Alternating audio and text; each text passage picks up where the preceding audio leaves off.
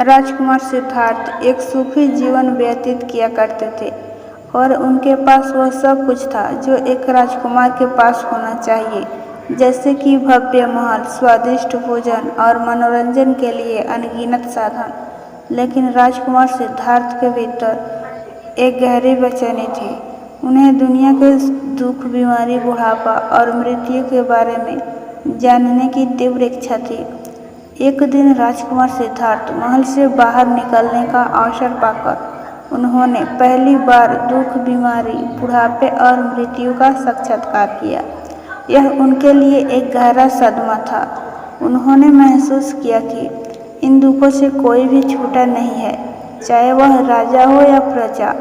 इस अनुभव ने उन्हें दुखी कर दिया और उन्होंने राजपाट त्यागने और इन दुखों का कारण जानने का प्रण लिया।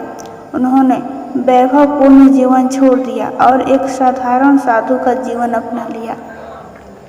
राजकुमार सिद्धार्थ ने कई वर्षों तक उन्होंने विभिन्न शिक्षकों से ज्ञान प्राप्त किया और कठोर तपस्या की। उन्होंने गहरे ध्यान में बैठकर जीवन के रहस्य को समझने का प्रयास किया। आखिरकार एक रात बोध गया में एक पीपल के पेड़ के नीचे ध्यान करते समय उन्हें ज्ञान की अनुभूति हुई और वह बुद्ध बन गए। बुद्धत्व को प्राप्त करने के बाद उन्होंने अपना शेष जीवन दूसरों के दुखों से मुक्ति का मार्ग सिखाने में लगा दिया। उन्होंने 4 आर्य सत्य और अष्टांगिक मार्ग की शिक्षा दी, जो दुख से मुक्ति का मार्ग प्रशस्त करते हैं। इस कहानी से यही सीख मिलती है कि गौतम बुद्ध की कहानी हमें यह सिखाती है कि सच्ची खुशी भौतिक सुखों में नहीं, बल्कि ज्ञान और करुणा के मार्ग पर चलने में मिलती है।